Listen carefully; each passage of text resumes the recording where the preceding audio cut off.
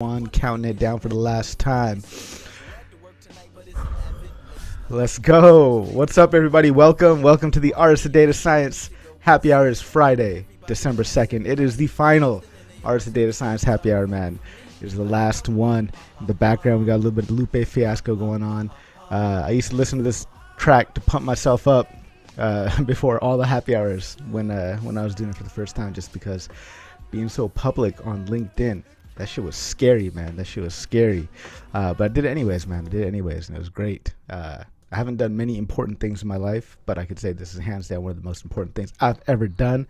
Not only for myself, but for all the people that have taken part in this and just seen their careers grow and their networks grow and all that. So this is hands down the most important thing I've done in my entire life, professionally at least. You know, having a wife and kids and stuff, that's pretty important. But couldn't have done all of this without you guys. So shout out to everybody here that's been, A1 since day one. I wish David Langer was here, man. I mean, back in the pandemic days, he was like one of the OGs that was here all the time. But yeah, shout out to everybody that's made this an amazing experience for me. I appreciate all you guys, every one of you.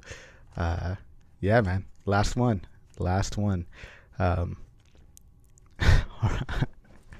Vince and Harper's 5 minutes away from a divorce.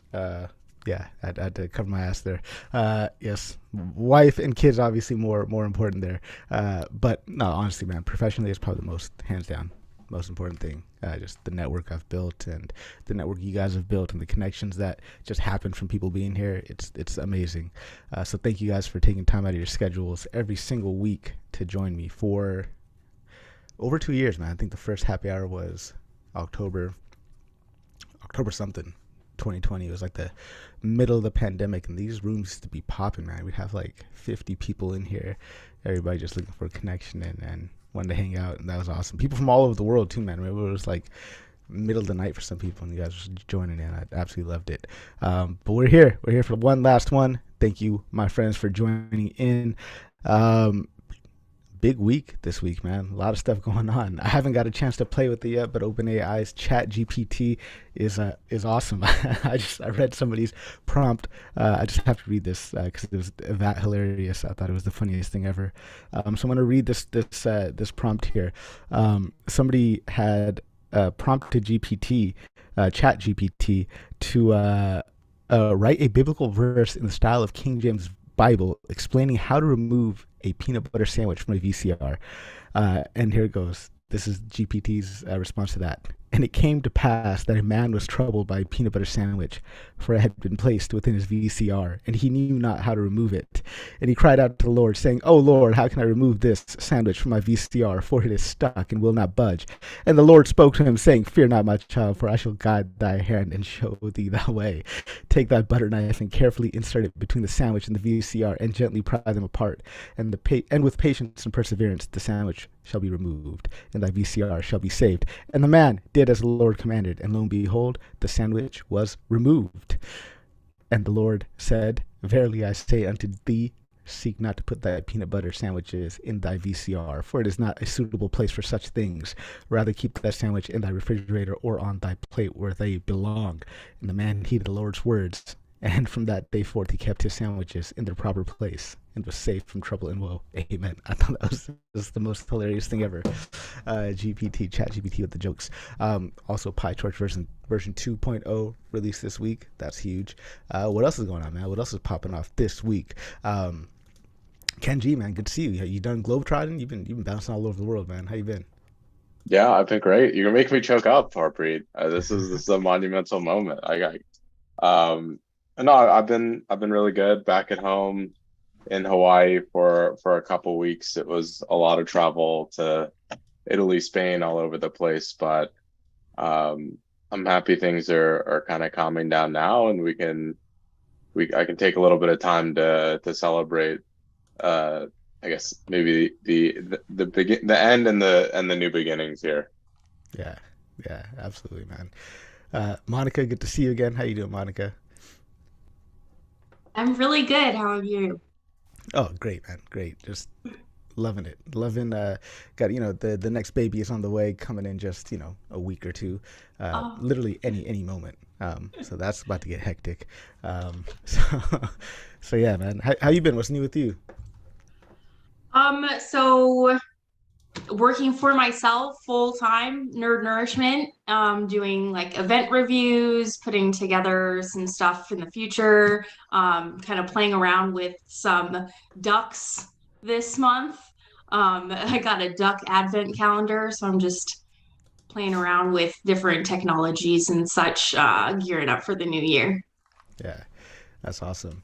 Joe and Matt, good to see y'all here again. What's going on, y'all? Also, shout out to So it's everybody else. Yeah, Good to be here. yeah.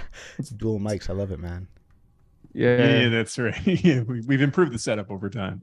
Yeah, things are good, man. We're just kicking it. Matt's gonna be on the East Coast tomorrow. So Yep. So if Yeah. anyone's in New York, hit me up. Anyone else coming to Ethan Aaron's happy hour on Wednesday? Oh damn, in New York, huh? that's a I big wish I fat could- no. All right, cool. wish I could be there, man. Shout out to everybody else in the room as well. Coast Up, Eric, Matt Blas in the building. Matt Blas, what's going on, man? Good to see you. David Fair and Abinand Balaji. Good to have y'all here. So let's kick off the discussion, man. Vin, what's going on? What's new? Vin's always been my go-to guy. I'm gonna go to him one last time for that happy hour here to kick off some discussions. Go for it, man. Oh, I wasn't ready. I thought somebody else was gonna be taking. Sorry. What's new? Yeah, Chat GPT. That's interesting. That's kind of new. FTX meltdowns new. That's well, not really new, but if I think the FTX guy just taught us yesterday or the day before yesterday, if your company melts down, do not go on live television with a really smart interviewer. Find like the dumbest interviewer you can. If you're going to do an interview, do that one. Because I have a feeling that's coming for some data science companies where I don't think we're going to lose people a ton of money, but we're going to have some ethical challenges coming up. So yeah, if that's one of you, if that ends up being one of your companies, don't do what he did. That was bad. I think attorneys call that incriminating yourself. Well, especially with Andrew Sorkin. I've actually met the guy before. He's actually really smart. Yeah. Not the guy you want asking questions in that way. So what went down? I haven't seen this or heard of it. I've been kind of disconnected from the news.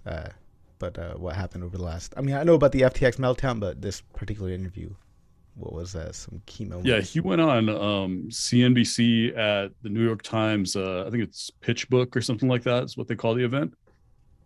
And he decided to pick the smartest person on earth, basically, from a financial standpoint, to interview him. And somebody who has maybe a -1 tolerance for BS. And he came out with no idea what he was going to say, except I had no idea what was going on. It wasn't me. It wasn't malicious. I should have done better. I was just an idiot, because he allegedly stole like $600 million. And it looks bad. And it looks like a shell companies were involved in offshore accounts, and people are calling him the new Bernie Madoff.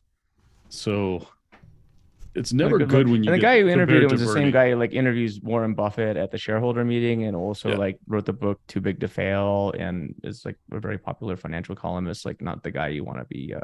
Actually, he's the perfect guy you want to talk to if you want to get busted. So that's awesome. So, I swear this was a setup. It had to have been. So. Yeah, It would have been more funny if they just like carted him off in cuffs, like right after the interview. Like, hey, all right, see ya. It's been fun. CB a chatbot and not a person. It's at this point. Yeah, it's probably just some like homeless dude with like curly hair. That's actually him.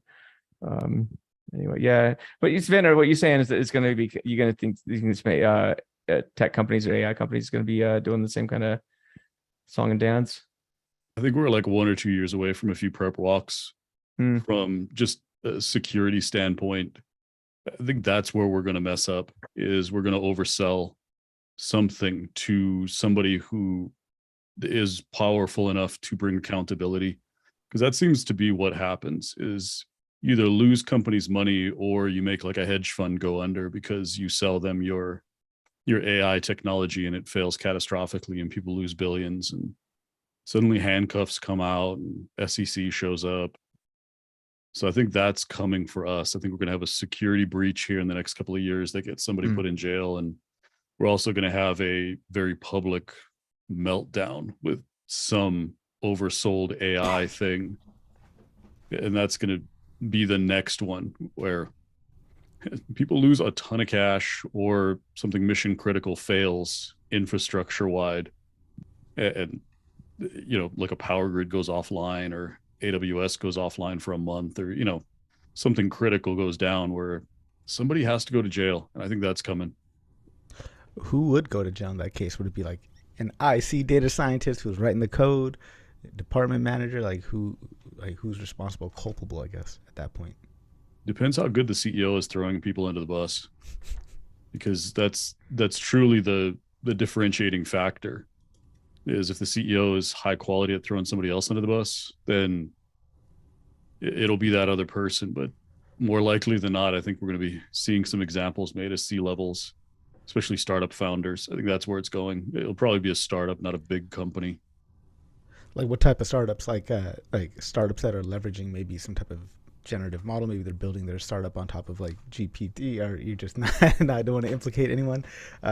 You're asking, I get wild, but I can't do that. That's that's the kind of thing that, you know, they send lawyers after me for. I can't. Yeah. I can't actually say, you know, names of anybody that would have a public infrastructure contract, but that might be where you want to look. Yeah. Shout out to Greg Coquillo in the building, as well as Keith McCormick, Christian Steinhardt. Good to have all y'all here. Jennifer Narden as well. Sunker Srinivasan. Damn. And Eric Sims. This is great, man. It's like a family reunion. I love this shit, man. Excited to have all y'all here. Yeah, so I'm curious, like, okay, so there's a lot of companies coming out that are probably going to be leveraging, you know, these generative models like GPT or Stable Diffusion or things like that. We're talking about infrastructure. I'm curious, what's like the infrastructure or ML ops look like in that scenario? If that question even makes sense, I don't know. I'm just kind of riffing at this point. No, I'm like talking about critical infrastructure, like your power grid, your water, the stuff that we would have serious issues if they went down. Internet backbones, you know, a company like Amazon's cloud infrastructure or any of the hyperscalers who use, because you have to use something like that to manage anything that big. And if a startup manages to convince, you know, a power grid that they're worth having and you should buy my AI, it will never fail and it'll optimize your power grid. I'm not saying anybody's done that or anybody that may have done that is fraudulent. I'm just saying that would be the kind of thing that would get you put in handcuffs if it was power, water, you know, nuclear power plant, just any of those types of critical infrastructure. And there have been companies who are beginning to get into that space where they're using models to do power grid. You know, it's a load balancing, I think, or something like that. Can't remember what the early use cases they're pitching are, but I think that would get you into a lot of trouble really quick. Costa, go for it. At some level, this all comes down to responsible engineering, right? Like that shit doesn't go away. It doesn't matter if we're now in the artificial intelligence age or whatever you want to call it, right? So what is responsible engineering, and at what point, especially with things like critical infrastructure, at what point are you saying that stability is more important than optimization, or stability is more important than maximization of some kind of profit or time or reduction of cost? The thing that I wonder is that how much are we reliant on, government-based agencies that are working on essentially monitoring and handing out these tenders? How much are we relying on them to actually know what they're buying, as opposed to rely on the people who know what they're selling, right? Like it's a struggle finding experts to work in government sector because it's, to a lot of people, not as interesting, right?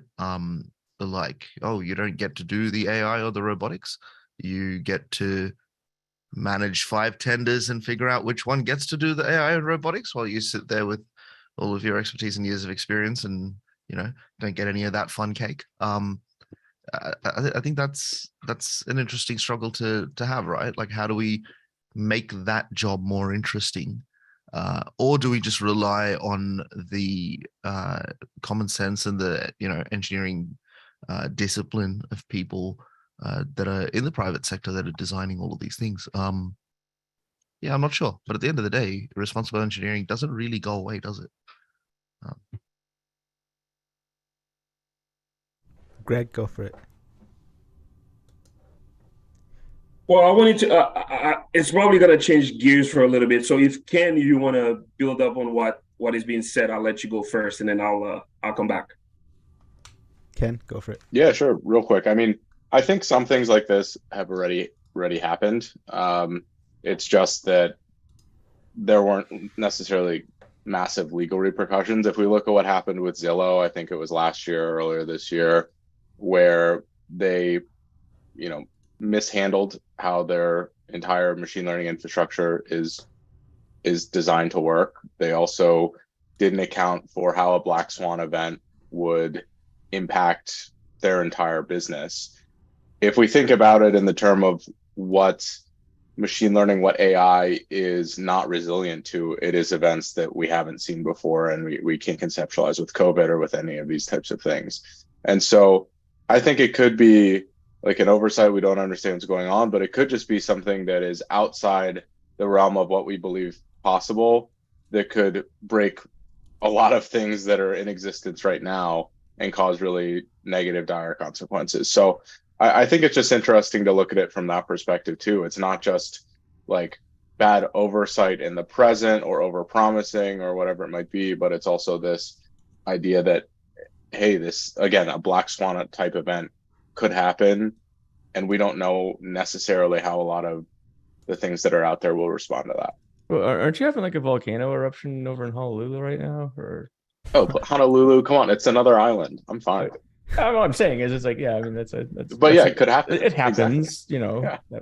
It's not people are like, yeah, we're ready for that. So hard to be ready for things like that. Exactly. I thought you're on Honolulu. You're in a different island, right? What island are you in? Well, I'm on Oahu, which is where Honolulu is. Hawaii, like the big island, is where the volcano is. No volcanoes on this one, luckily. Although my girlfriend did go there today to go check out the volcano, which seems insane to me. So, are the pictures on Instagram? I mean, we live not that far from Yellowstone, which if that thing blew up, I mean, we'd just be like really bad shape anyway. It's a Preppers of Data Science episode here, so it's awesome. Greg, go for it. Yeah, so I mean, I'm sorry for joining a little bit later. You probably have gotten all your kudos, Harpreet, for how you've helped the community, man, over the past 2 years, right? 2 years, man. So yeah, congrats, man, dude. Like, I have this shirt for you today. That's what you turned me into. I'm a machine learning model. I love it.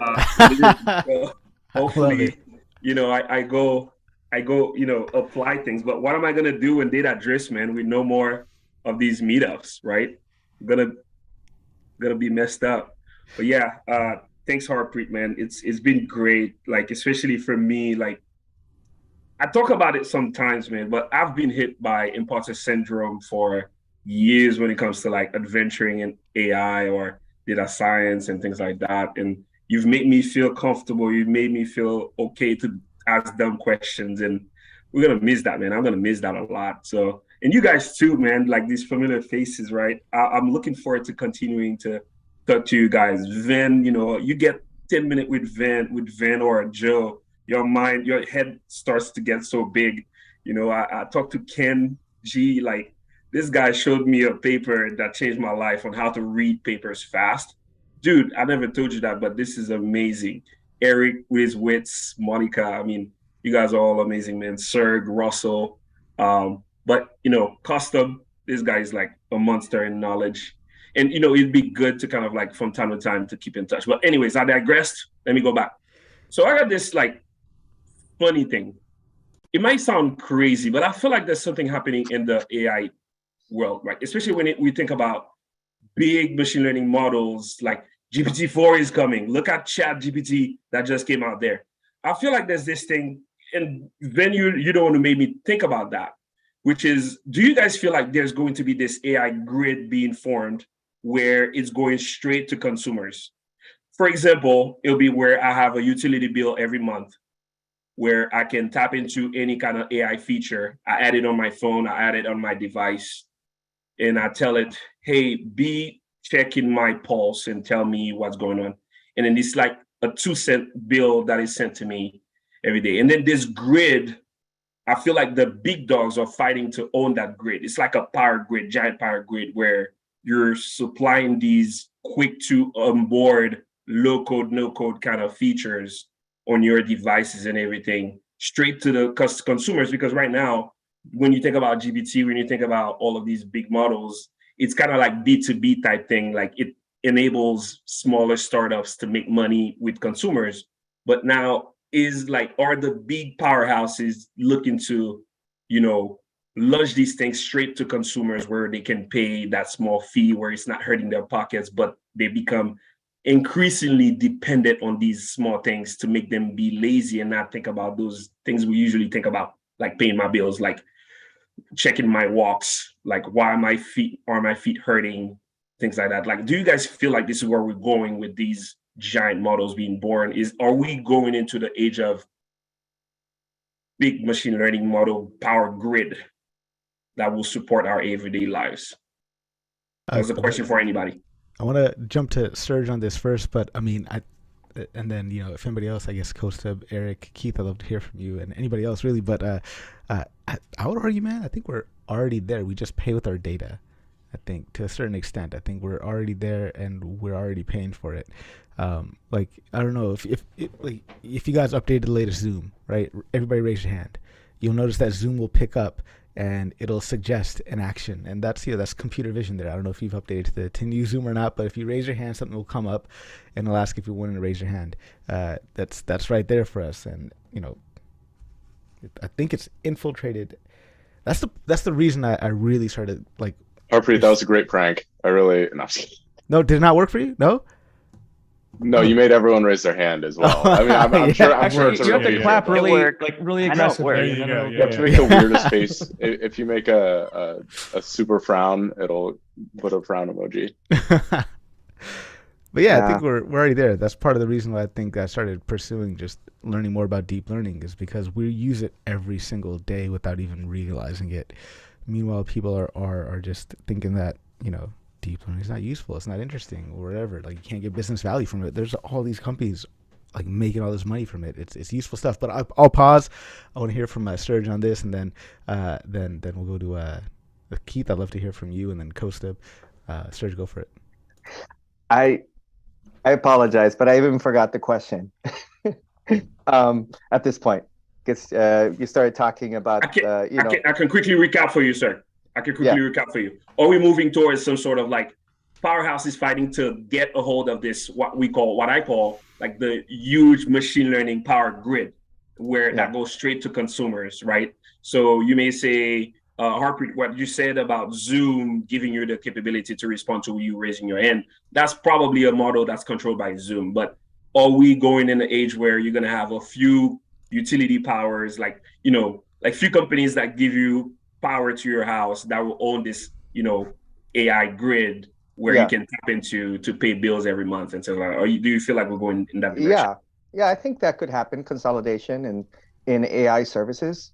The companies, that already have cloud services, they have all these AI models off the shelf, and these could fail, and they're all interconnected, and of course they're being used by companies that offer third-party, home services, like security systems, and the very same systems that are already owned by Google and Amazon, that provide services like Alexa and what's the name, Ring, and all those.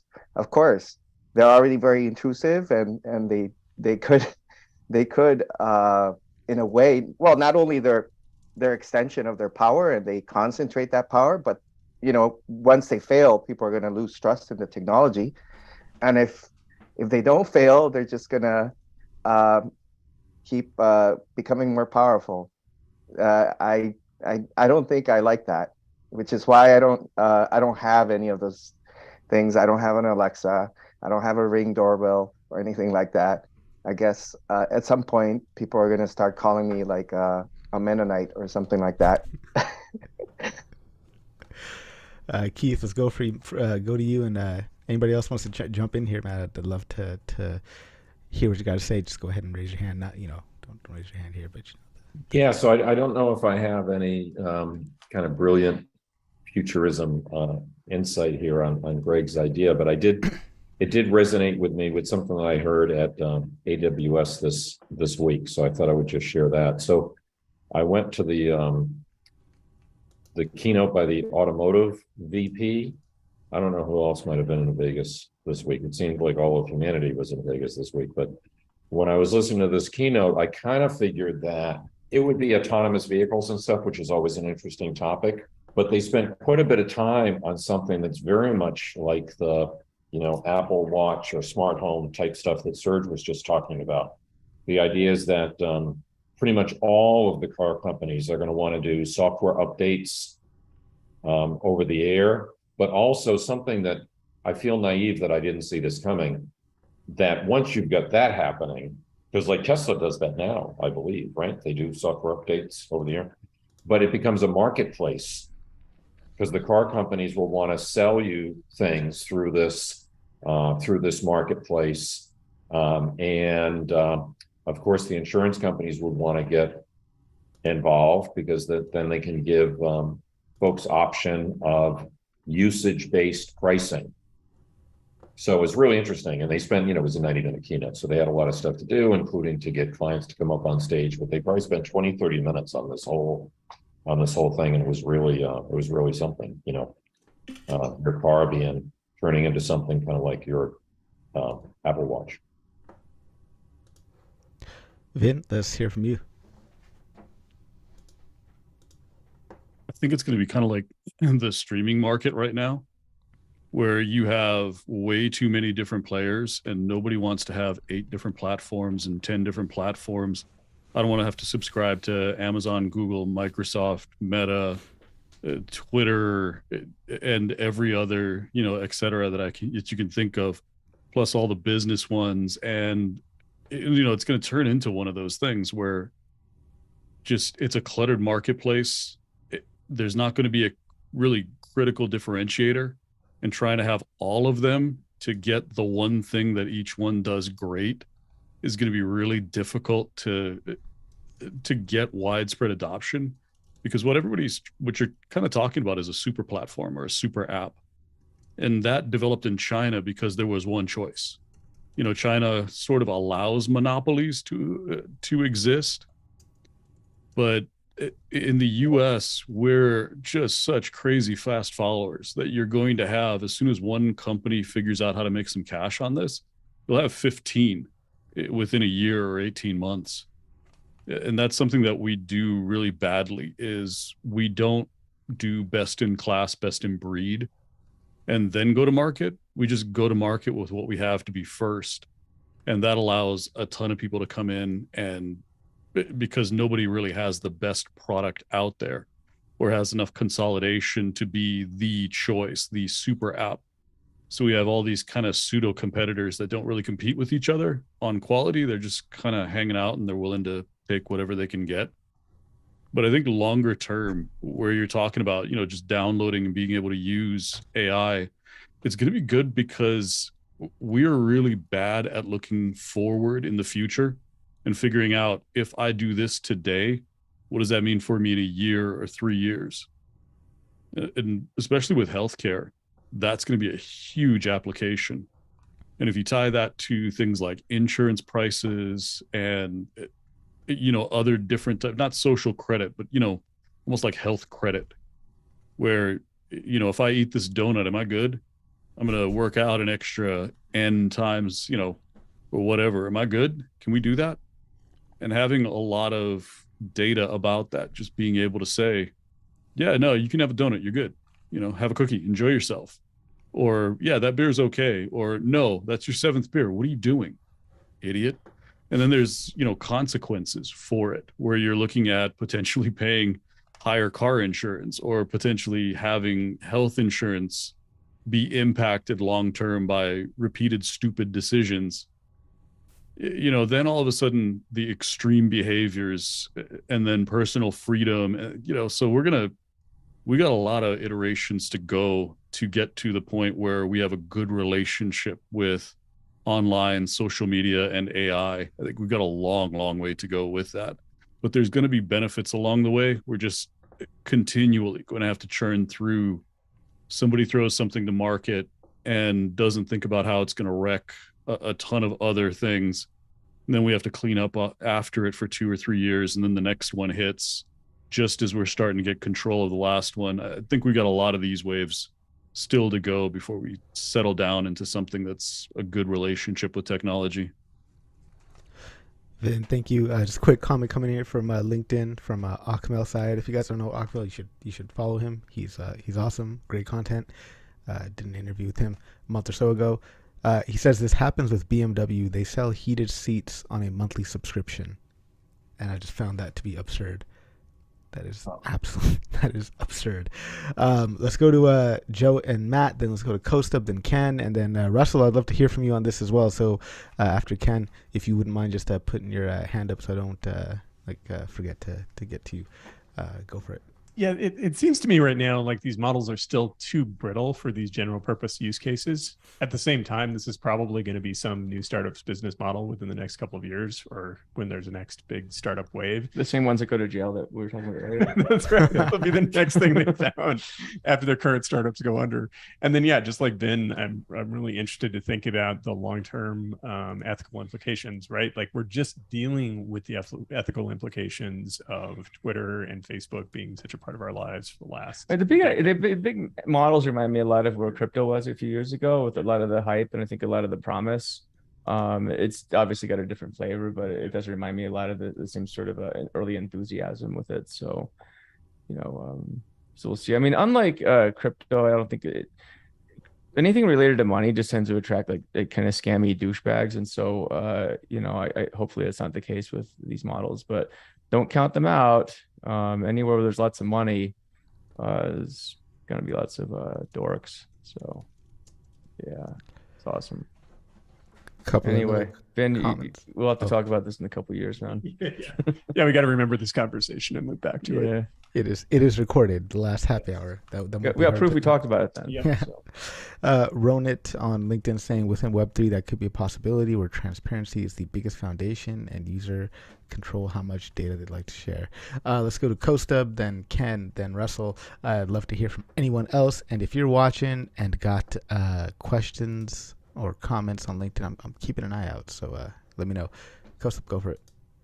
So one of the things within the medtech industry, right, is you have this thing called regulation, right? You have TGA, you got the FDA, you got all these regulatory bodies that are extremely stringent. So if I want to go and make a device that you have to wear invasively, non-invasively, and have to use that for some kind of medical health reason, I have to go through a bucket load of scrutiny. I'm talking like your first one could take a couple of years to get through all of the regulatory requirements, right? But the crazy, wild, insane thing is those are only for acute parts of human health, if you really think about it, right? Whereas I could build an app that manages sleep or claims to manage weight loss or claims to manage all of these other systemic things in our lives. And this comes from a serial user. I've used every sleep app under the sun. I've used a bunch of different fitness and weight loss apps and all of these things, right? But none, how much of them are actually as good as they purport to be, right? It's very difficult to really nail down, okay, which of these are good, which of these are absolutely bogus. I've tried some sleep tracking apps that I look at their somnograph and I just look at that going, that's BS, right? There's just no way that that's the somnograph that's coming out of a night's sleep like that, right? And there are others that are reasonably good for the technology that they have at hand. There's literal technological limitations on what you can do.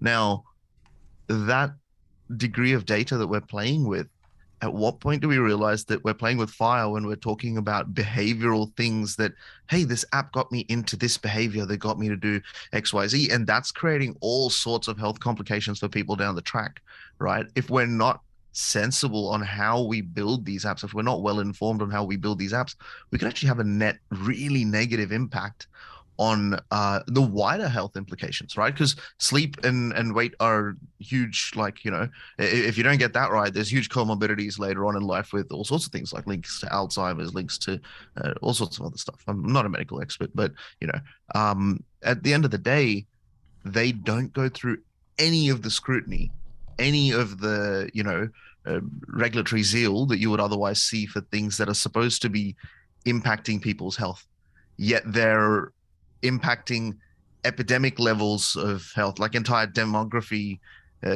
scale of things. So it's a little bit crazy to me that doesn't happen. And I think we kind of come back full circle to the discussion we were having before, right? Is how do we get, like, I see health, like human health, as essential infrastructure, right? Like at the end of the day, it's as essential as, say, electricity or gas or water, right? So I've been meaning to chuck this one at you guys. Is there is this concept of chartered engineering, right? And it's kind of really only really alive in the civil engineering and the power electronics, like the power electrical engineering thing, where you cannot be a civil engineering firm building a bridge or a building without having a chartered engineer to sign off on the site plans, right? On the design. You need a chartered engineer to sign off on all of these things. Now, is that something, or is there something similar? Obviously, that's a slow addition, like it slows down the speed of releasing software. But is that something that we should start to have an appetite for? Is there another way around it that we can do without losing the agility of software? I don't know. Is there a value for that in our world, particularly with AI, right? Like software, you can build software that's so innocuous and small that you maybe don't need it. But when it comes to AI, when we're starting to see second order and third order effects, it makes me start to think. Ken, let's hear from you. Shout out to everybody else that just joined. Ben, good to have you here. What's up, Ben, Yusuf, JRT, Patrice, Eric Katonga, good to have all y'all here. Go for it, Ken. So I don't know if I can answer your question. I was going to take it a slightly different angle, actually going the opposite direction up the chain. And we talk about how, for example, like an app market or a service market, it's very fractured, right? The thing to me, and I think the thing that's most interesting to people who are actually going to like truly change our future is the platform, right? So you look at how Apple, they basically dominate the platform of apps. They control the faucet of where people can go in and look. And I think we see it in the news very clearly with Facebook and Mark Zuckerberg realizing that he truly missed the boat when creating the initial platform to be able to disperse these things on. And so I think, you look at the metaverse, for example, his work with that is to control the platform where all of this is dispersed. And I think that's going to have such a massive implication on if there is one platform or a unifying platform that controls everything that goes out, all of these services together, whatever it might be. That's going to be interesting. I mean, we talk about not that the other things weren't interesting, but that's like the scariest and I wouldn't say the most looming threat, but it's the most complex issue. I mean, you look at the car example that was brought up before. Each individual car company, by definition, they have their own platforms to launch services. In a different sphere where we have phones, where we have whatever like headgear, metaverse devices, that's still evolving. And if someone completely controls that essentially unifies a lot of power, all of these advanced AI technologies in a more singular place. I don't think we'll ever have the like software type of monopoly like we do in like we see with WeChat in China. But I think a hardware type monopoly can enable some of the really scary and looming effects of a more software monopoly. So I think, I don't really know where that's going, but I think it's important to bring up and think about as well as we approach this in the future. Russell, let's go to you, and then after Russell, let's go to Ben. Thank you, Harpreet. So jumping back to Greg's original question, I'd be very surprised if we go to one master model that's going to feed everything, simply because there's so much competition in business. I think people want their own version or their own section of something, and they'll market that their model is, 5 points better than another model, for various different reasons, and they'll try to target this to different parts of society. So they'll say, if you're young and hip, you want to go for this model rather than this model because this is for the boomers, and all of this kind of marketing language. And moreover, I think the biggest problem with business is that far too many businesses prioritize profit rather than service or product quality. So money tends to be what drives many of these decisions. And I think the same is likely to happen in all business, including the newer businesses, the development of AI and ML models, etc. Then moving on to some of Kaustub's points, I think, yeah, absolutely. Some of these, I made a couple of comments there. So, smartwatches have been great, but they're not perfect. I have a smartwatch and I put some sleep apps on it, and I agree with you, Kaustub. I think it's more hokum than not, and I'd put that up to the 90% hokum there. I sleep well sometimes, but mostly don't. And, I lie awake at night and just stay still and try and almost meditate so much. And it tells me that I've had REM sleep, 5 cycles of REM sleep. But I know it's not. I think there's just some kind of a sequence there that if you're still for a certain amount of time, it splits things up and tells you you're doing things you're not. And I've not found one that persuaded me. Otherwise, I don't use them now. But also some moral and ethical dilemmas for smartwatches, because it tracks your movements and the things that you do. So I made one point that if you sign up to an insurance policy for anything and you don't make a declaration, say you made a declaration that you're in perfect health, but your watch picks up that you've got some minor heart murmur, and then you need to make a claim, and the insurance company can access your data that's provided from this smart wearable that goes to a service, say it's Apple Watch or Samsung or Fitbit or anything like that. If they can access it and then use that to refuse to pay out, that to me is an ethical moral dilemma. And I'm making a significant difference in my assessment from someone that is willfully trying to misuse an insurance policy than someone that legitimately does not know they have an issue. It's not been diagnosed. They were honest at the time. That to me should not be an issue. But I imagine insurance companies wanting to maximize their but probably would investigate that as a routine. So there's some severe moral and ethical dilemmas there, I think. And then rounding us back to Greg's question again, I think a single master model could probably help prevent that, but I don't think that's going to come anytime soon. I think we're quite a long way from that because of business competition, etc. Russell, thank you so much. So Greg's question was about this this future where only a few big superpower companies can build this AI model power grid. So similar to like how we have utilities and services right now, water service, telephone service, so on and so forth. Is there a future where we have AI services where we just tap into a little bit and kind of pay to use that? Greg, hopefully Yeah, so it's kind of like direct to consumer, and I can afford to subscribe to a few to gain societal advantage, right?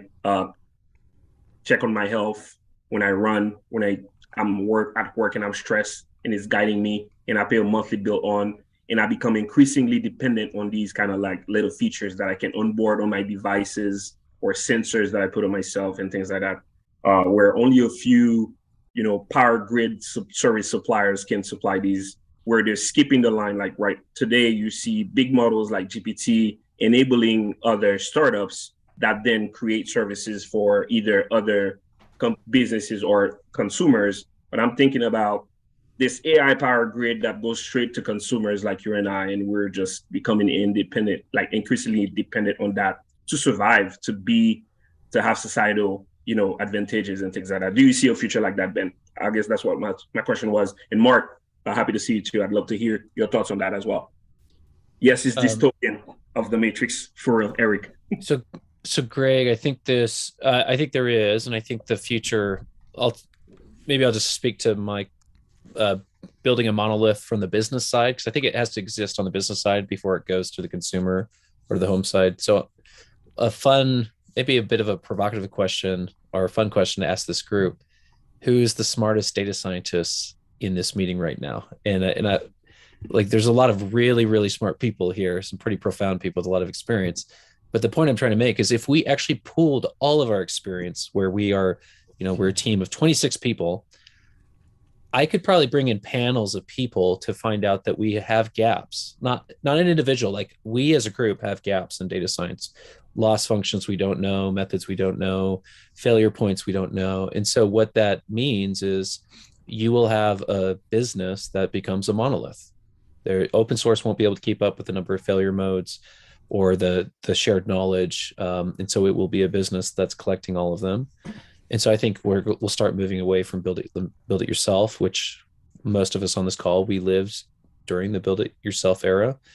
And eventually, when it comes to time to value, that will continue to be accelerated to the point that I like to talk about Jarvis for everyone. So in the future, we will have Jarvis for everyone, and that will be a very helpful thing to have at home. And some people might think that begins to sound dystopian. One fun theme to think about, there's some complicated ethical discussions around personification or proactive learning. So one example would be me as a parent, I'm frustrated that, this is so gross. There's people eating in the TV room again. And my home knows that I'm in charge. Like my wife and I are in charge. And my home suggests that I can turn off the TV the next time that happens, which is actually a really fascinating thing. So the home suggests that means the home is proactive enough to know it can collect the data, or it's already collected the data and it can execute on an AI model. There's no data science. Like it was all no code, I think, escapes to automatic speech. But maybe Greg, react to anything I've said, or I think the key thing I think about is experience capture becomes a black hole, where no individual data scientists, even today, they're already losing the fight with experience capture with these bigger AI companies out there. Mark, let's go to you. Good to see you here, Mark. That's good. First of all, excited to be here, and Harpreet, just want to highlight how amazing a thing you created and carried on for a while. I'm sad it's the last one, but I know you're doing greater things moving forward. But to respond to Gray's questions and Ben's comments, I recently went to Transform X conference live, and you can probably find the episodes, the talks on YouTube. But they had a lot of the people who were like CTOs or CEOs of like Google and like OpenAI and all these things. And the argument they were making is that we've always had these big models. The thing is like, when do we release them to the public? Because there's so much responsibility and ethical concerns regarding that. One thing that they describe kind of what a future is, and that's why I kind of jumped in, because like Greg had this really nice analogy of kind of like this AI kind of power grid, is that similar to what we have for like the App Store or the Google Android store, where you have this platform and people build businesses on top of that. We're going to be seeing, the argument they made is that we're going to be seeing that these massive AI platforms that no one really can compete with, it's just how much compute it takes to build them and stuff like that, are going to be platforms that people build on top of.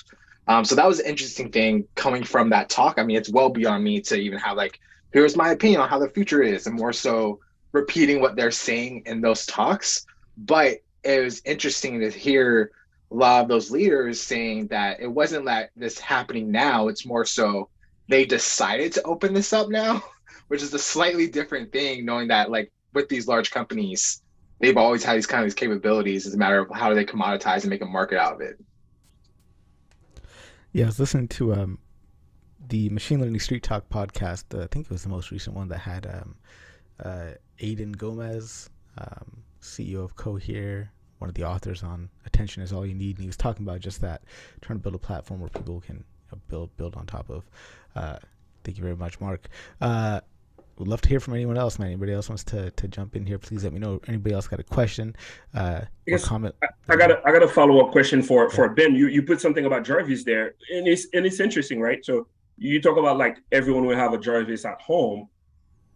My concern is that how affordable, how accessible will it be, right? Like typically, when you see technologies like that, it's always like available to only a few, and then over time it becomes more affordable. Then you have, this lag in terms of like people have access to new technology that can help them like improve their lives. So how do you see this kind of commercialized and kind of like on an even playing field without affecting like pockets of society versus affecting the most, things like that? Yeah, that's a good question. I think Jarvis for everyone, I see that as being relatively affordable, almost like Alexa. But the fun one to think about is the home droid. So the home droid will start out being extremely expensive, like it's $1 million, and this will be the home droid that'll do your dishes. But just like the iPhone version's coming down, the old version of the home droids, used, maybe more accessible, but eventually you might get to a point where you can have a home droid that is less than $100,000 to do things, to pick up, clean, to walk the dog. Like it there's some very weird realities we could get into because hopefully that's a bomb into the group to just open up. What is it okay to have a home droid? What does can the home droid be stateful with memory? If it's stateful with memory, that means your kids will form an emotional connection with it. That, hey, Sally, how was school? Sally was hard, Billy was mean again. Oh, that Billy, like that becomes an ethical concern, because what does the droid say and how does that influence your kid's development? And just like you take a dog back to the pound, do the kids grieve you upgrading the droid? If I don't know. Is that question too weird for the group? There's an episode of I guess Black Greg's Mirror. question was Greg started the thought cycle. Sorry. There's an episode of the Black Mirror show where it was like a home assistant, a personal home assistant that lived inside of this like Alexa type of device, but the home assistant was actually a upload of that person's psyche.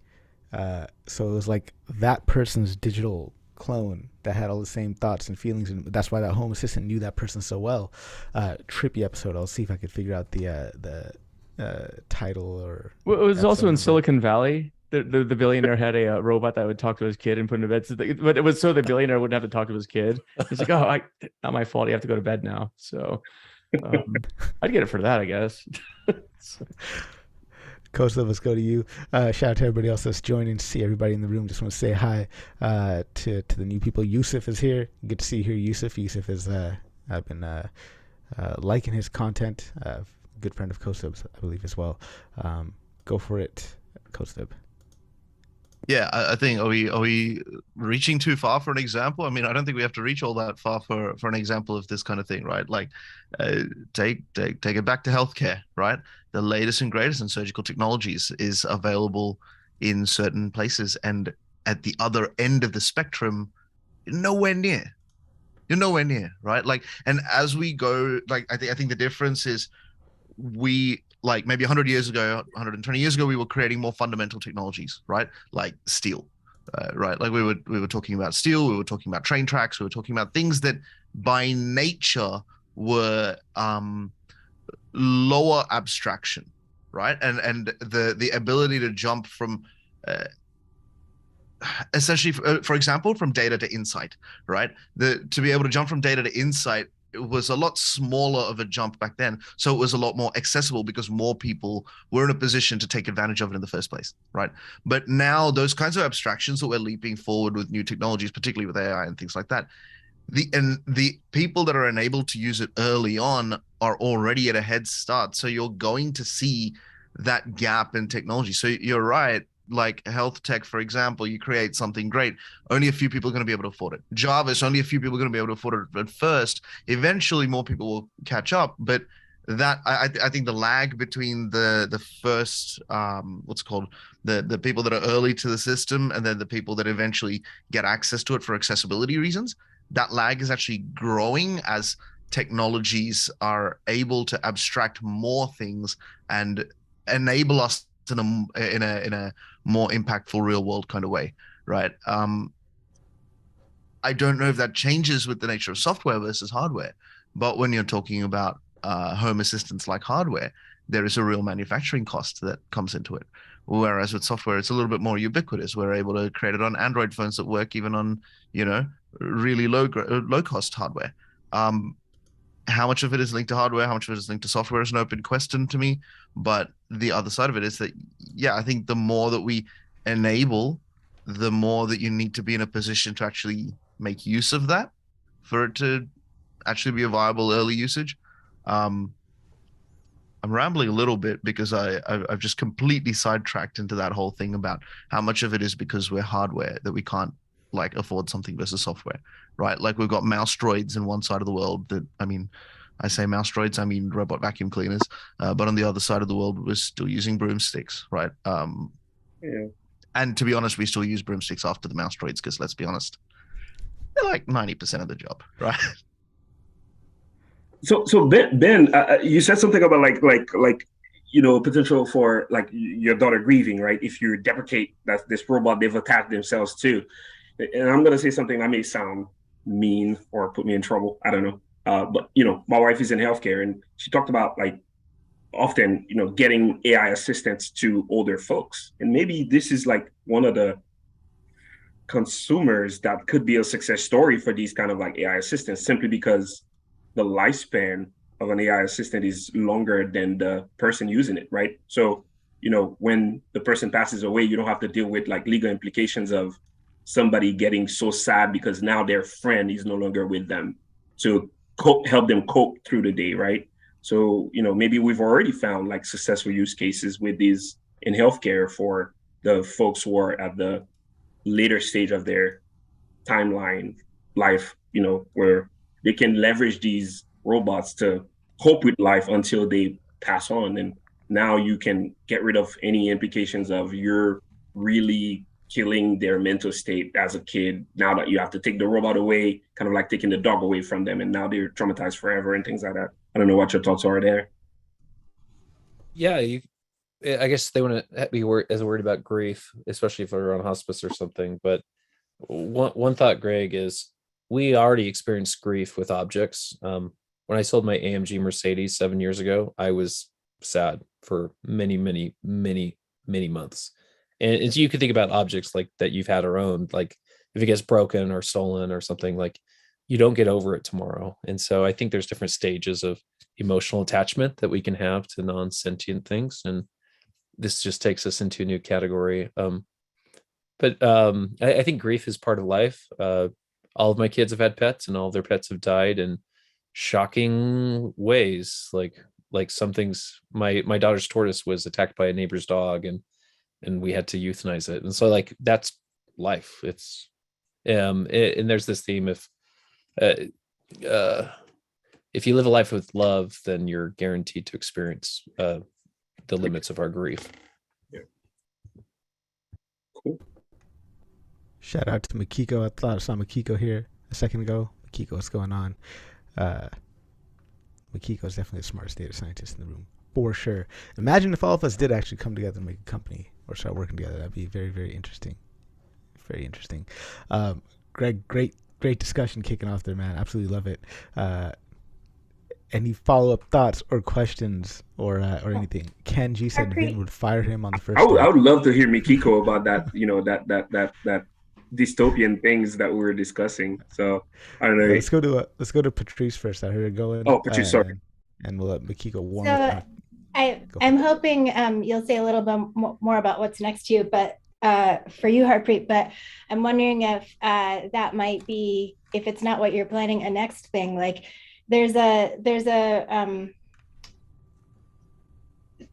Scott Page has this theory of diversity that he's explained, like those old-fashioned scantrons tests where there's like, you put your answer in, then there's holes. And like when you have a specialist in something, they know all about their type of thing. And the idea is like, there's a diversity of knowledge if you bring in people who have domain expertise, experience expertise, all different kinds of like diversity in what their knowledge bases are.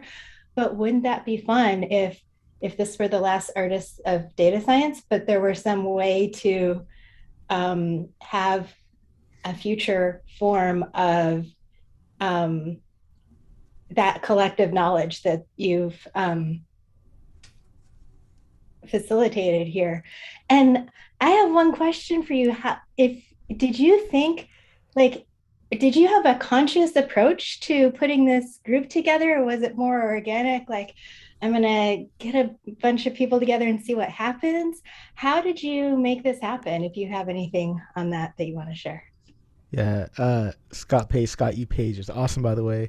I've actually interviewed him on my podcast. There's an episode with Scott Page and myself. Go check that out. The Model Thinker. It came together organically. I just told people I'm doing this thing, come hang out. Like, I think the first office hours was definitely Eric was there. Eric and Tashi and Wiko. I don't know if you guys remember Wiko. I haven't seen him in a while. And a couple other people. Small. Carlos was there too. Carlos Mercado.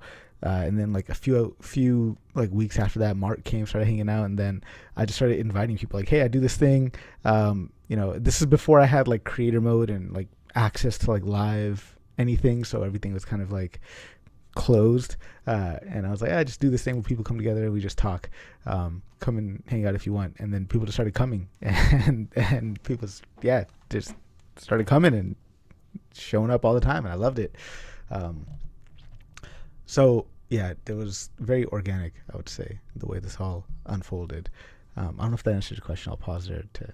Yeah, just one more thank you from me to not only to you, but to everybody who's been here, because our Artists of Data Science kind of coincided with my first kind of starting to think about the world of data science. And it was really, really helpful to have a bunch of alternative views on things I was exploring and hearing. I appreciate that that I was able to rely on this group to have interesting, new, different things to say than other places, and all in one place. So that's awesome. Yeah. Well, thank you for being a part of it. Thank you for coming. I could not have done it without you guys. Like, seriously, I don't know if I would have, like, I probably would have, if people didn't come, like, honestly, if nobody came to the office hours, the happy hours, whatever, like, I obviously wouldn't have done it. So you guys kept coming, kept showing up, kept having great conversations. And that just kept doing it, man. Makiko's saying, Makiko, come on, man. Where are you at? I can't even see you. Like, there you go.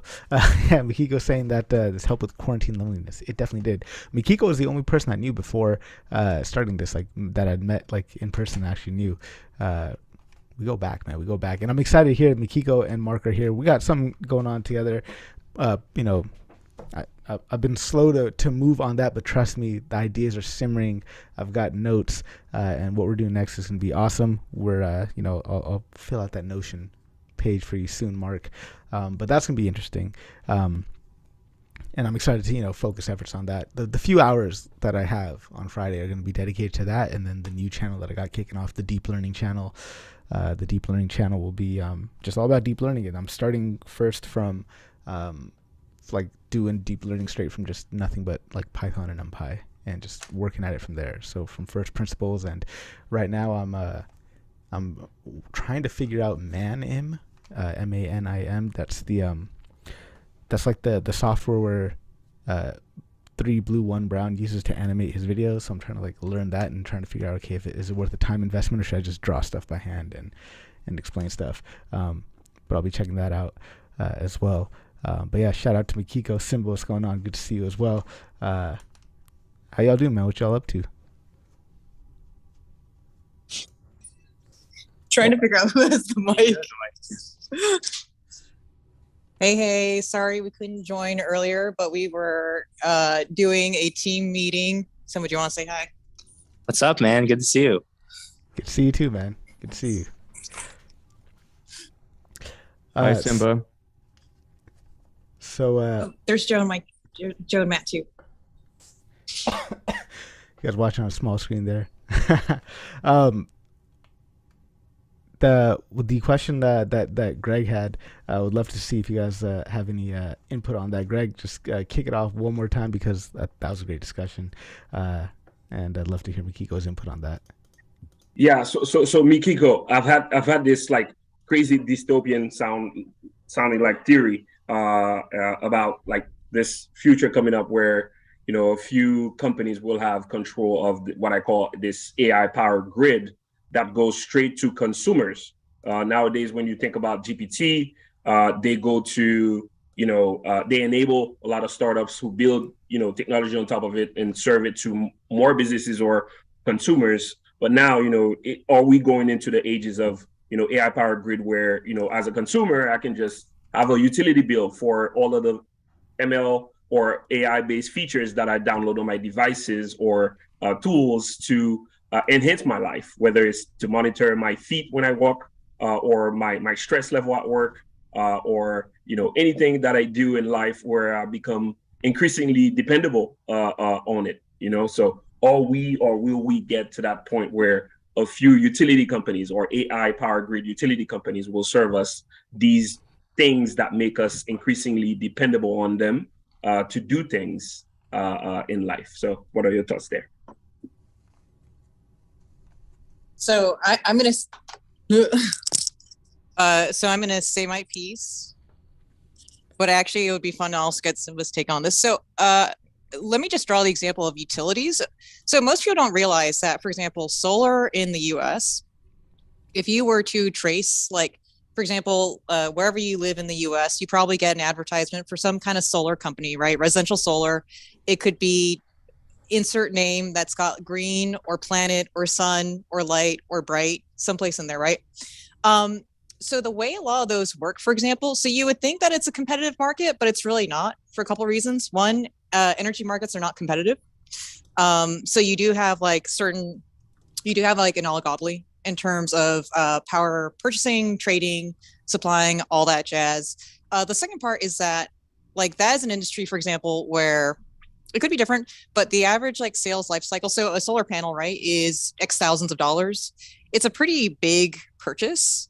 And also buying and selling energy can be kind of complicated. So even though you have what seems to be competitive local companies, a lot of them actually end up being subsidiaries of bigger companies, or they're sales and marketing channel partners. So for example, I worked at Sunrun, which is one of the large residential solar companies. The Solar City is another one that people are very familiar with. But a lot of those companies, they seem to be competitors, but they actually have a lot of like integrations and channels and partnerships that are not necessarily visible to like the common consumer or the consumer that's purchasing energy or buying panels, right? So I think you'll get something that is kind of similar to that, only just quite a bit more fragmented, where even if you think you're basically paying into a competitive market, it's actually not. But once again, like, you're not gonna necessarily know that unless you have domain expertise in that market, or I don't know, unless you like to read industry reports, at which you must be a lot of fun at parties. But no, I'm kidding. I think that's really fun. So I mean, that's kind of my take. And the other and like, can you recommend this book to me a long time ago? It was about the globalization and militarization of like AI. I forgot what book that was, but like the AI superpowers. And I think that's also another thing that you'll see. But Simba, what do you think? Do you think there will be a grid of So to make sure I understand the question is essentially like, is all the kind of every AI functionality in every company going to kind of be dependent on like two companies' models? Is that kind of generally what it is? Kind of like more like us humans, like consumers, will be dependent on a few utility, providers of AI features, like low code onboarding. Like I can say, I want to purchase this little AI features here and embed it in my device, and now it's serving me, and I'm paying a monthly bill for that service, kind of thing. I mean, I think it will happen to an extent, the same way that there's like AWS, Google Cloud, like Azure. Like it does kind of consolidate around the big players because there's a certain like level of scale you need to be able to train something like a large language model, or any of these foundational models. Point is that most of those things is kind of input, and I mean they mostly output embeddings that people are just using for their own specific use cases anyway. So I think it will happen. I don't think it's a major like risk factor issue as much as it would be as much of a risk factor issue as like AWS, you know, being as centralized as it is, and like if AWS goes down, like this Zoom chat would go away. It's kind of my take. Thank you very much, Bikiko and Simba. I'd love to hear from Yusuf on this. Yusuf, if you want to jump in, let me know. I used one of Yusuf's tips earlier today when I was coding. He said, don't do for I in range len of something. Use enumerate instead, and I did that. I started doing that. Thank you, Yusuf. Would love to hear your take on this. Also, quick comment. This is why we need more citizen data scientists, because they will be the anarchists of the data science machine learning world in the future. You train up more citizen data scientists, you get more like badassery, like Stable Diffusion, my friend. Community developed and trained. Yeah. Right? Straight up. Yusuf, go yeah, I'm usually, sure. I'm usually a lurker. I lurk on LinkedIn, but Kostab, I used to work with Kostab in our last job, and he's like, this is the last one you have to join. And then I'm like, okay, I'll join. So thanks, Harpreet. Thanks, everyone. I'm going to miss especially my two favorites, just keeping it 100, Greg and Vin. I'm going to miss the takes from you two. Thanks. In terms of my take on this, I think for things that rely on data, like it might be the case, but for things that rely on compute, as the compute costs go down and it becomes easy for lesser players to have the kind of compute that the bigger players have now, it would be hard to consolidate things that rely on compute. But the data advantage, I think, will remain, and things that rely on data, that's more likely to happen. Yusuf, thank you very much. See if there's any other questions or comments coming in. Ben's talking about an AI therapist. I think that'd be awesome. I would probably see a AI therapist more sooner than I would see a human one.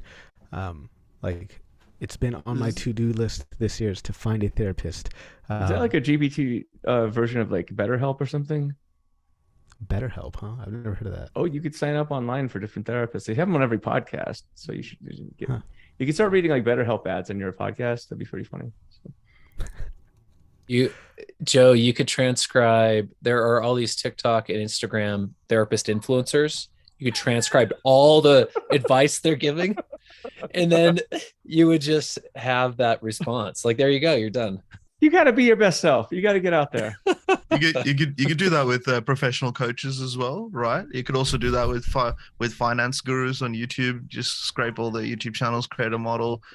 You could come up with the ultimate crypto guru bot, right? That's something I'd love to see tomorrow.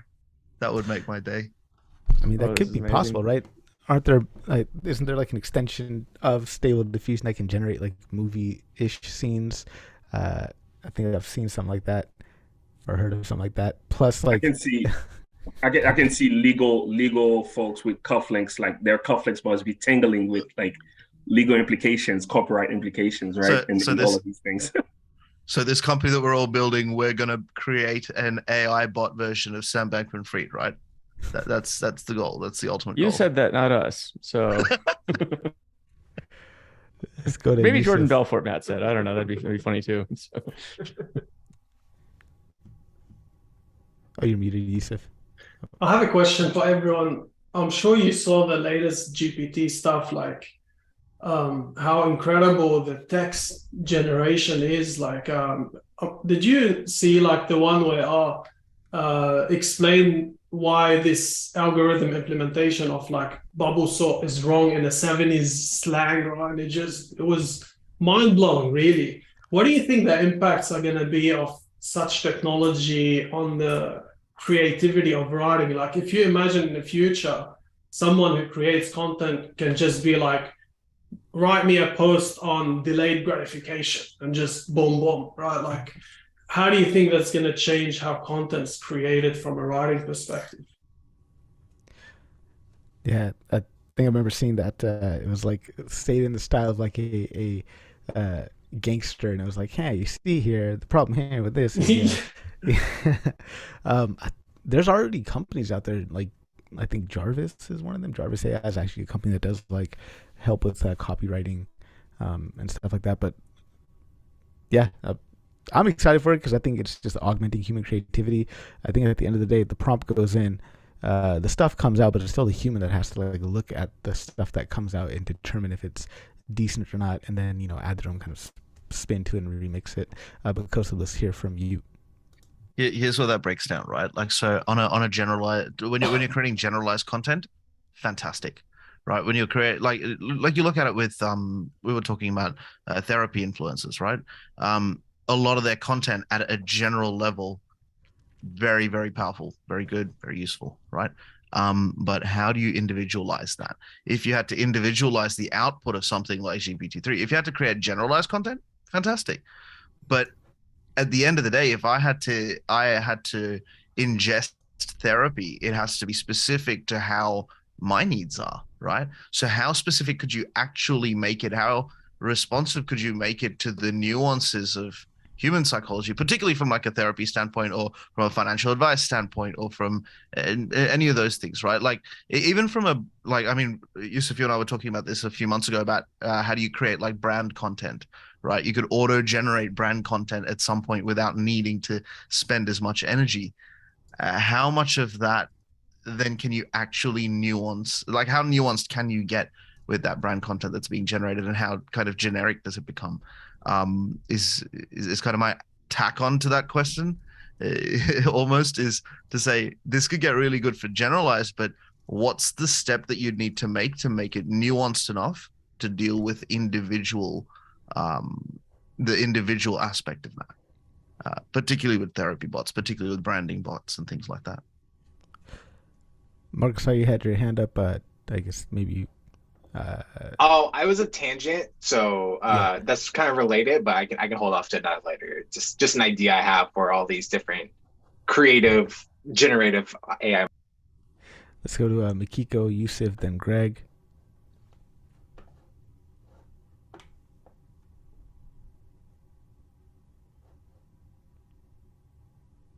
You're on mute, Mickey. Yeah. Oh. All right, let's go to Yusuf and then Makiko.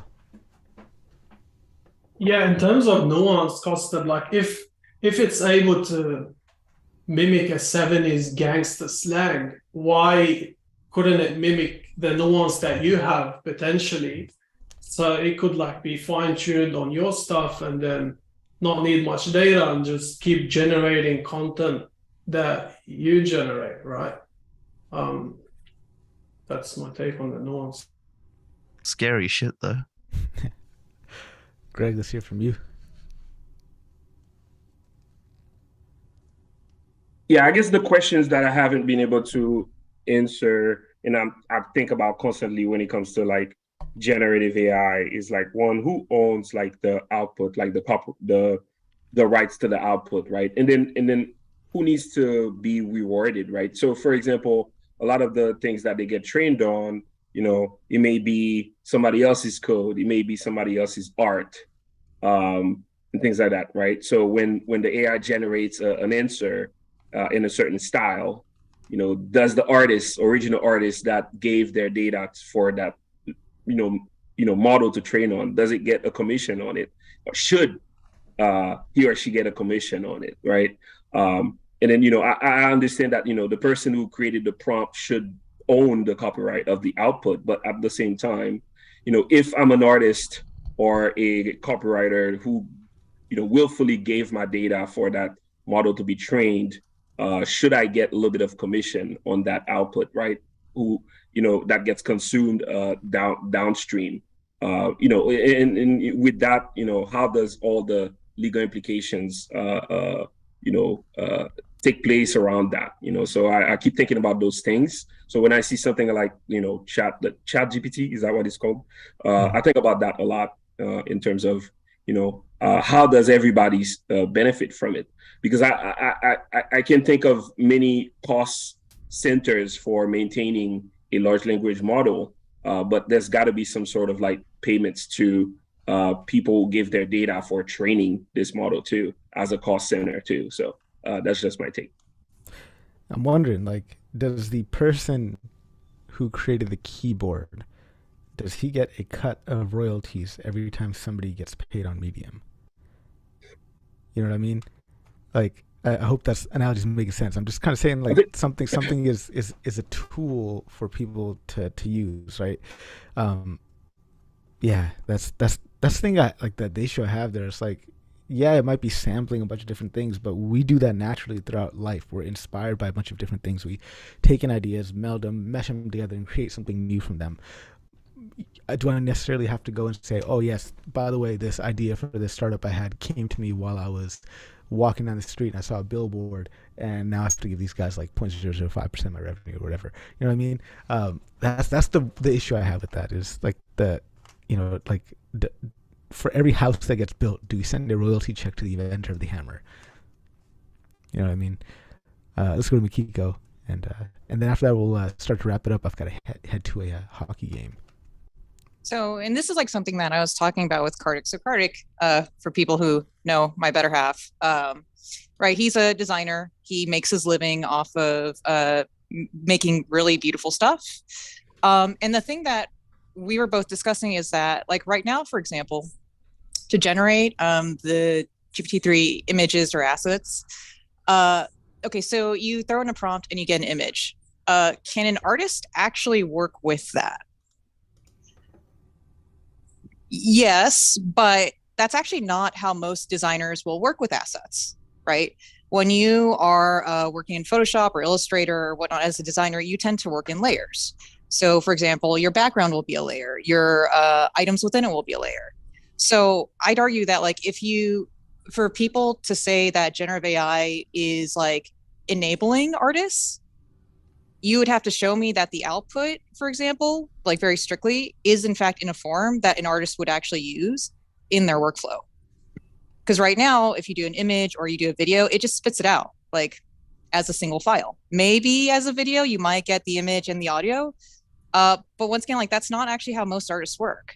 So to a certain extent, right, like, I think if we're going to make the argument that we want it to be enabling, we want it to be assistive, we kind of need to actually show proof of that. Something that I thought was very cool that MailChimp did was, so we had a product called Crave Assistant, right? And so our main customers are small, medium-sized businesses. And they actually use generative AI in a way that was meant to provide value to the small, medium-sized businesses. How do they do this? Well, the customers or the businesses would provide their like design assets. So color, palette, logo, sample body text, right? And then we would essentially generate transactional emails or marketing campaigns using the assets that they provided, right? So the goal wasn't to try to replace their business. The goal was to actually automate like a low-hanging fruit task that, for example, if they were to take it to Fiverr to try to have to design every single asset, not only is that kind of sort of dull work for a designer, but it's also something that would be like very hard to price and like batch, right? But that's not to say that they would have to replace their designers, right? Because at the end of the day, you still need to have new creative, unique assets to put into the training pipeline to essentially get a better, more personalized output, right? So there, I think the use case was very, very clear to me as to how generative AI was like helping our customers or users. But I think in a lot of cases, what ends up happening, so for example, Copilot, the reason why a lot of like engineers and open source contributors were really upset about the way Copilot was developed was because essentially Copilot had just been trained on all GitHub repos, regardless of the actual license that was attached to that repo. So with open source, right, there are certain things you can and cannot do depending on the license that is part of that project. But at least initially, Copilot was trained on everything and no attribution was given. I think that, and there's also some other examples, right, where the design elements or the style was directly like ripped off like a training data set and no attribution was given to the artist at all. Now, all of us get really mad when people steal our LinkedIn posts, right? I know a lot of us have had that happen to us. We get really mad when it happens. How is it suddenly that it no longer applies to like this other use case? Like, why is it that our LinkedIn posts are holy and, you know, sacred, but an artist who spent like 10, 15 years developing their skill set, they create this body of work that's then used in a training model where they don't even get any attribution? Why is that suddenly okay? Especially if they rely on that for their living. So that's just kind of my 2 cents. Coastep, go for it. Because it's cheap. Because ultimately, like, we've come down to this conclusion so many times on this happy hour, that things are run purely for the benefit of profit. The way we essentially look at entire economies as just their GDP breaks that entire psyche, right? Where we're looking at productivity as just the sellable asset. So if you can make something for cheaper, then it's worth doing, right? If you can write code for cheaper, then it's worth doing. If you can create image assets cheaper, apparently, according to our current society, it's worth doing irrespective of the implications of genuine infringement of creativity, right? And people's ownership over their own content and material. I totally agree with you, Nikki. It's completely insane, right? I don't. I think to a point you see this in the music industry as well. You see a lot of resampled material. Like I've been listening to one song and I'm like, hang on one sec, isn't that just the intro riff to like Michael Jackson? That's straight out of Michael Jackson, and they've just used that as like a background beat to something else. And I'm like, all right, okay. TikTok content, how much of it is just, hey, there's that one song that everybody knows, I'm just going to slip this over and just kind of dance to it? The number of YouTube shorts and Instagram reels that I'm seeing that are literally just someone else's YouTube short that some dude is watching, and you watch this guy watch that short and nod to it and shake his head and go, yeah, man, that's not content. At what point is that content, right? So we seem to be okay with stealing shit from people as long as it's for the benefit of making money, and that is mind-boggling to me, right? The saying bullshit baffles brains keeps coming back to mind for me. Yeah, I should probably get that tattooed. If I ever get a tattoo, that's probably going to be it. But seriously, like at some point, I see this in the, like where this worked, and I agree with you, right? Like if I had to do a generative soundtrack, I would want it in layers. I would want the drum, the drum line in a separate MIDI output. I'd want, the electric guitar line in a separate MIDI output, and things like that if I was to compose something generatively. And we kind of do that with samples and loops and things like that. But in the music industry, all of those loops and samples are extremely well controlled in terms of copyright, right? We haven't seen AI hit the music generation nearly as easily as we've seen the image generation. But yeah, it boggles the mind, right? Even if you could get that in layers, is the right attribution going to the right people? It's a huge issue. And I mean, like back to the GitHub Copilot thing, didn't they just get like a lawsuit filed against them earlier this month? Not this month, a month ago in early November. I mean, I didn't really think about it that way, but now I'm like, hey, hang on, I've got bucket loads of code at companies that I work for with sensitive IP, right? You're talking defense contract software that I've created that I know for a reason, hey, you should use this only to a level of proof of concept, or okay, this is actually an like code that works and is tested well and works for this. But if I know that part of that code could potentially end up in the hands of someone where it doesn't really make sense, and they don't really know the context and the limitations of that code, particularly if it's machine learning models, that freaks the crap out of me. So I see there being at some point other companies coming up. I don't know what GitLab does, whether they have any kind of Copilot move that they're going to as well. But I'm seeing companies moving to GitLab. They're happy to change provider. it's just GitHub. It's a source repository. Like how long until there's someone else that just provides something? Dags Hub came across for data scientists and actually presented a little bit of a market threat at some point to a very small proportion of people. True, but I don't think we're limited from saying, oh, we'll just use a different platform then. And I think that will happen if we see more of this. I think the issue is that it's a little less traceable when you're talking about generative stuff, right? How can I provably say that this piece of content came from me when it's a generated image that kind of looks similar but is different enough because it's amalgamated from a few billion other images? Yeah, but it's still the human that has to give the prompt, that has to supply those ideas with their own creativity, even though it might be sampling from a bunch of different things. So I think it was yesterday. Yes, it was yesterday. I did a AMA session with Dr. Tristan Burns, who made like he's called a Hexagon Machine. Look him up on Spotify, look him up on YouTube. He does a lot of AI generated music. And it was interesting the way he did this. I think it was like 4,000 or 400,000 songs he sampled, and it was like MIDI files, songs transcribed as MIDI files. And he took those MIDI files, turned them into musical notes, and then used GPT-2 to create more musical notes that he then had to go and enter into like a synthesizer and whatever you use to make MIDI music with. But he's still the one that had to provide he's still the one that had to provide the prompt and all that. So yeah, I'm sure we can go on this for forever. If anybody wants to have one last closing thought, let me know, because I got to start wrapping it up. Shout out to everybody that's been here through it all. Go for it, Costa. One last closing thought.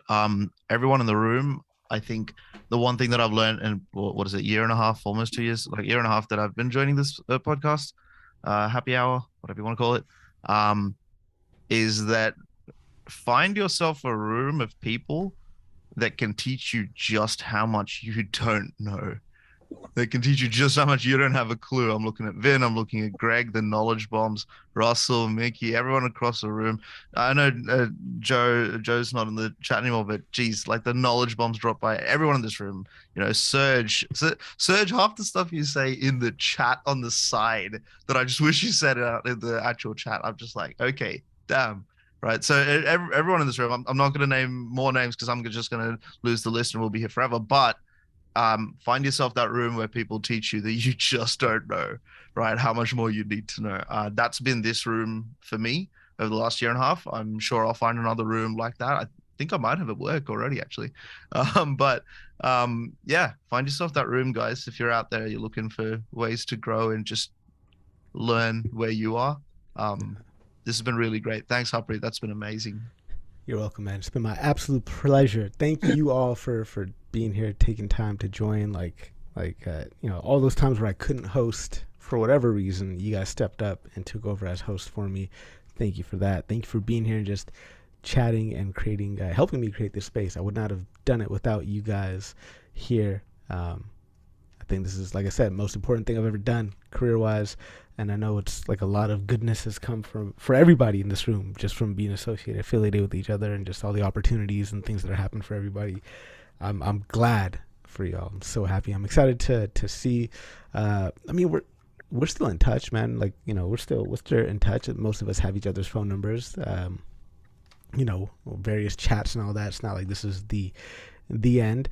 It's the end for now. I got something with Mark and Makiko coming up. I got my deep learning channel. I'm still podcasting, right? I'm still doing like AMA sessions where you guys can jump in and have conversations with experts and stuff. But yeah, it's been amazing last over 2 years. I really, really appreciate everyone here tuning in. If you're listening on the podcast, I know there's a lot of you listening after the fact, shoot me an email. You guys know my email address, theartistofdatascience@gmail.com. Appreciate all of you guys. Thank you so much. And remember, my friends, you got one life on this planet. Why not try to do something big? Cheers, everyone.